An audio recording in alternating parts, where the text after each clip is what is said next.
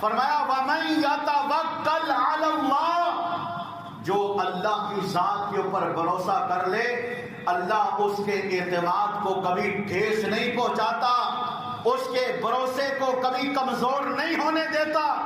جتنی مضبوطی سے انسان اپنے رب کے اوپر بھروسہ کرتا ہے، رب العالمین نے فرمایا فَهُوَ حَسْبُهُ، انسان چاہے جتنی مرضی مشکل کا شکار ہو جائے لیکن جب بھروسہ انسان اپنے رب پہ کر لے، اللہ فرماتے ہیں رب کا قرآن سورہ طلاق 28واں پارہ اللہ پاک نے فرمایا فَهُوَ حَسْبُهُ، اللہ ہر مشکل کے مقابلے میں اپنے بندے کو کافی ہو جاتا ہے۔